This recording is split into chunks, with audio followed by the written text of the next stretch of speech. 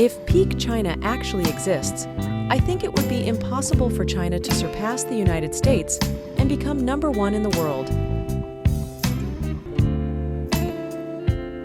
China's peak refers to the point in time when China's economic growth reaches its peak and then slows or declines. This concept emphasizes that China's economic growth cannot continue indefinitely, and that various problems will hinder growth. In the future, Pax Americana will continue and the G2 phenomenon will fade over time. Pax Americana refers to the international order led by the United States after World War II. The United States leads the international community based on its strong military, economic power, and cultural influence. Until a few years ago, some people argued that Pax Sinica, or China, would take over the hegemony of the world, but now many experts predict that it will not be possible for various reasons. First, we are currently transitioning to a digital society, and it was the United States that created the digital society, first developed computers and developed the internet, smartphones, and eventually even AI. The IT technologies that will continue to lead the digital society in the future will come from the United States. And in addition, the United States is currently imposing enormous technological sanctions on China. The United States prohibits Korea's Samsung and SK Hynix, Taiwan's TSMC, and Dutch lithography equipment manufacturer ASML from exporting directly to China. Because the United States has sourced technology, it is possible to exert pressure on semiconductor-related companies to prevent exports to China. So many experts say that it will be very difficult for China to catch up with the United States in semiconductor technology and digital technology. In addition, in order for China to catch up with the United States in these technological fields, it needs a lot of creative talent and the world's best talent, and the best universities are concentrated in the United States. If China continues its investment and efforts in securing talent, it will be able to reduce the talent gap with the United States over time. But it is still difficult, so China is trying to scout Western engineers or steal Western technology. For this reason, the only countries leading the transition to a digital society or the digital revolution are the United States and a small number of Western countries. One of the important factors driving modern high-tech industrial society is energy, and the United States is one of the countries that produces a lot of crude oil, an important energy source. As of 2023, the United States produces an average of about 17 million barrels of crude oil per day, equivalent to about 11% of the world's total crude oil production. The United States has abundant oil and natural gas resources, and energy production has increased significantly recently through the shale revolution. The shale revolution contributed greatly to the United States achieving energy independence and emerging as an energy exporter. The United States is the world's third largest crude oil producer after Saudi Arabia and Russia.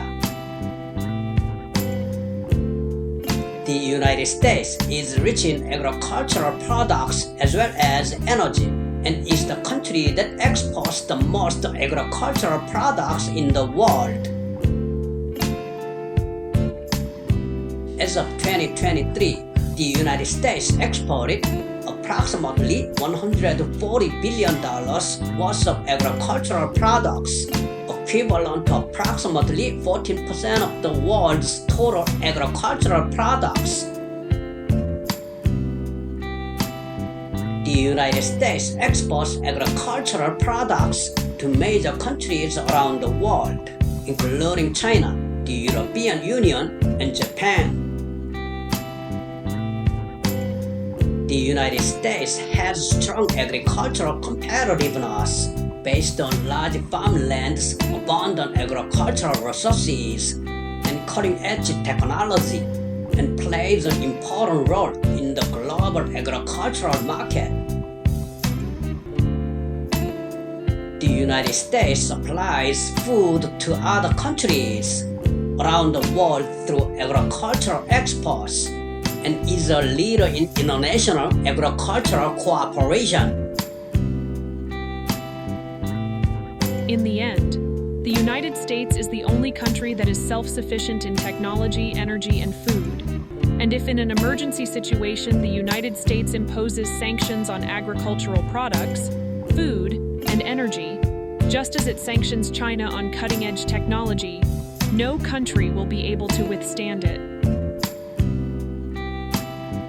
The American political and economic system is at the cutting edge of capitalism, including liberalism and a market economy, making the economy very efficient.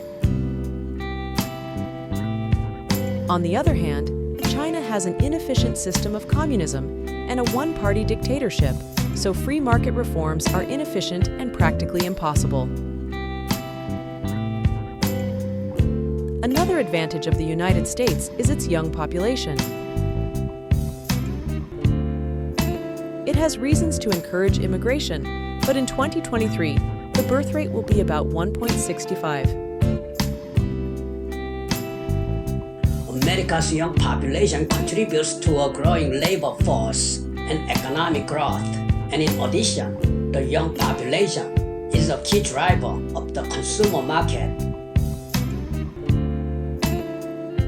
And in any era or society, the young population contributes to creating new ideas and innovations.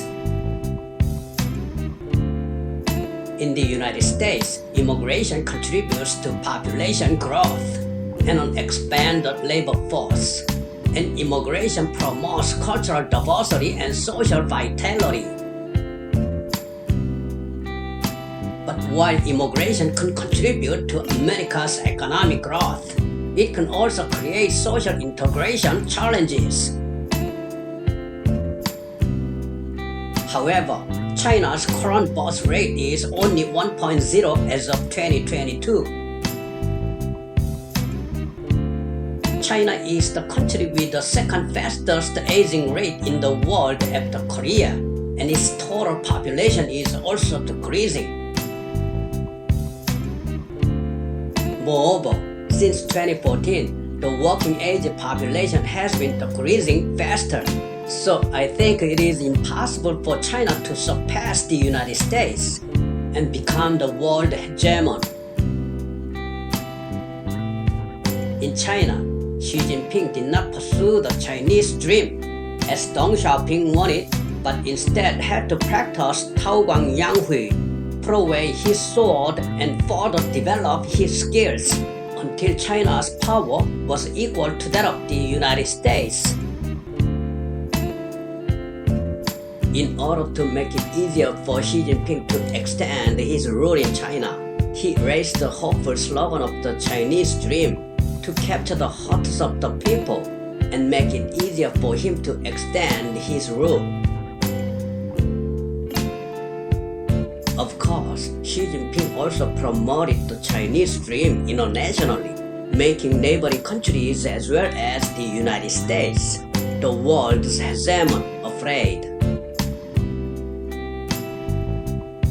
Therefore, China is now in a position where it is continuously checked by the United States, the current hegemon. The reason why China is competing with the United States for hegemony is because China and the United States appear to have fallen into a trap known as the Thucydides trap.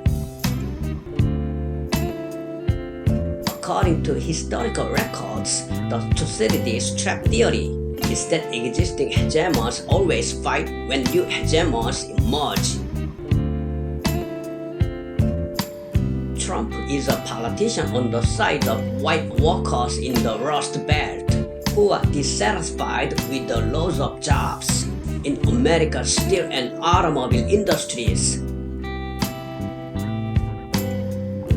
Trump needs the votes of America's mainstream white workers who have been harmed by losing their jobs and looked for a scapegoat, and it turned out to be China. Due to various factors such as the loss of jobs for white American workers, the indiscriminate import of cheap Chinese products to the United States, and China's pursuit of world hegemony with the Chinese dream, the United States began to feel antipathy toward China and put pressure on it. The Chinese leadership, anxious about the emerging reality of the China peak theory, may worry that if unification with Taiwan is not achieved within the next 10 years, there will never be a chance of it happening.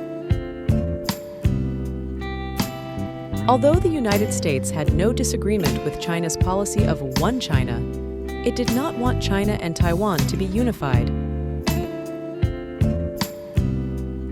If China and Taiwan are unified, China will transform into a more powerful country, but the United States is not pleased with the emergence of China, a powerful emerging power that challenges its hegemony. It is clear that the conflict between the United States, the current hegemon that is trying to block China's hegemony challenge, and China, the emerging power, will clash more and more sharply in the future. Currently, many experts have a negative view on whether it will be possible for China, which has challenged world hegemony, to succeed, but predict the future will not be easy. Thank you for watching. This is Gina, and I worked alongside Matilda and Tony.